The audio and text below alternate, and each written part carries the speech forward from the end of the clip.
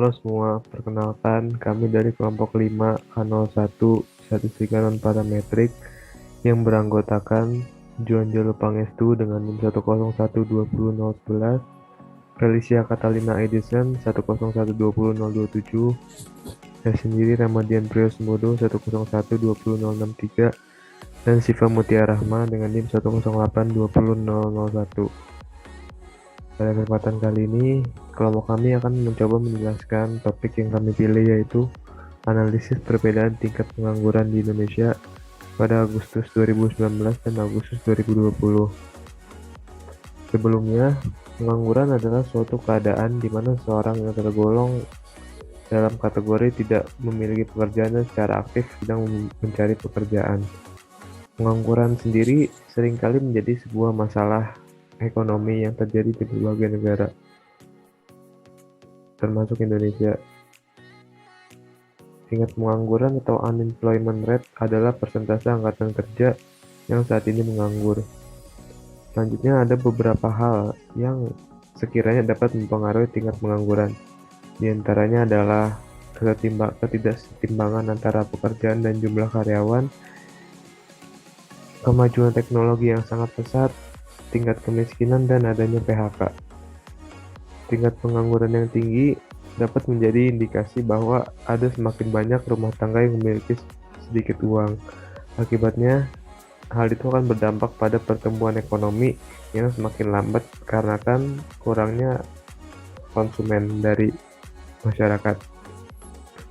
Dengan menggunakan uji jumlah peringkat Wilcoxon dan uji Kruskal-Wallis, kami akan mencoba mengkaji apakah terdapat perbedaan yang signifikan antara tingkat pengangguran di Indonesia pada Agustus 2019 dan Agustus 2020. Selanjutnya, tujuan dari proyek yang kami kerjakan adalah untuk mengetahui apakah terdapat perbedaan yang signifikan antara tingkat pengangguran di Indonesia pada Agustus 2019 dan Agustus 2020 beserta dampaknya. Saya Syifa Mutia Rahma, NIM 108200001 akan menjelaskan tentang deskripsi dan seri numerik data. Pada analisis ini, data yang kami gunakan adalah data tingkat pengangguran terbuka di Indonesia yang diukur pada Agustus 2019 dan Agustus 2020. Berikut adalah cuplikan data tingkat pengangguran terbuka. Tingkat pengangguran ini diukur pada tiap provinsi di Indonesia. Selanjutnya, tentang seri numerik data. Jumlah data tingkat pengangguran tahun 2019 dan 2020 sama-sama sebanyak 34 data, sesuai dengan jumlah provinsi yang ada di Indonesia. Pada tahun 2019, tingkat pengangguran terendah sebesar 1,57% pada Provinsi Bali, sedangkan tingkat pengangguran tertinggi sebesar 8,11% pada Provinsi Banten. Untuk tahun 2020, tingkat pengangguran terendah pada Provinsi Sulawesi Barat dengan angka pengangguran 3,32% dan tertinggi di Provinsi DKI Jakarta dengan angka 10,95%.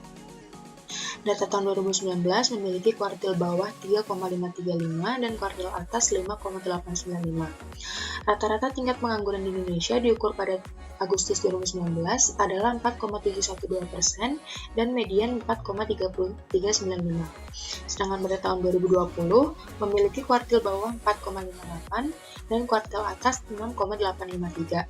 Pada tahun 2020 pula, rata-rata tingkat pengangguran di Indonesia sebesar 6,034% dan median 5,57.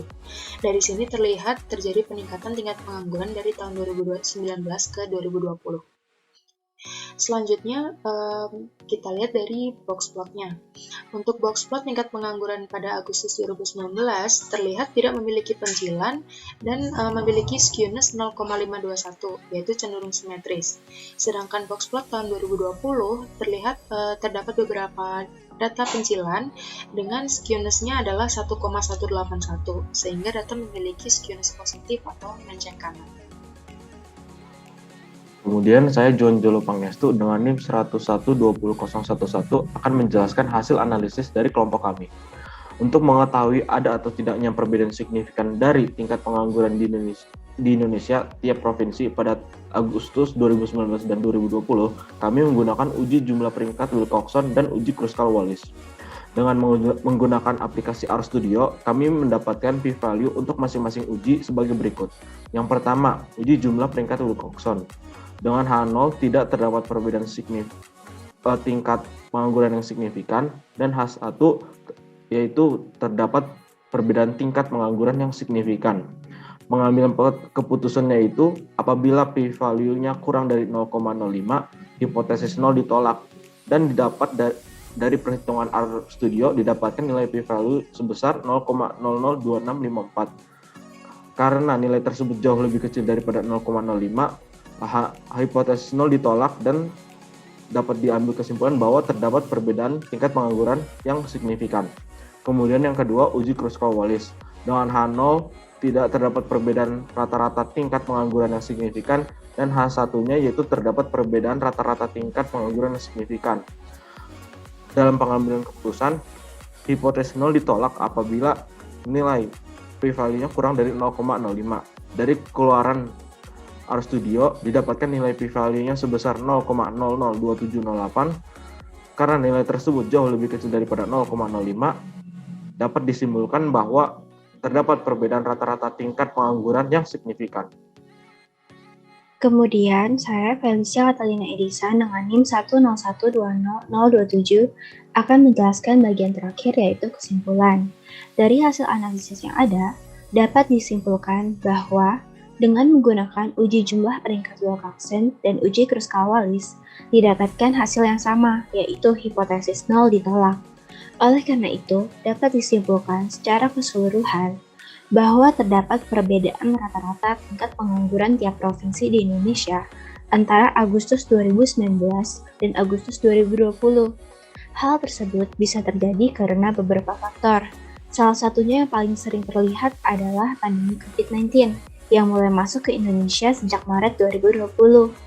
Adanya pandemi dan pemberlakuan PSBB tersebut menyebabkan banyak pekerja di Indonesia diberhentikan dan kehilangan pekerjaan, sehingga tingkat pengangguran meningkat. Sekian presentasi dari kelompok kami. Terima kasih atas perhatiannya.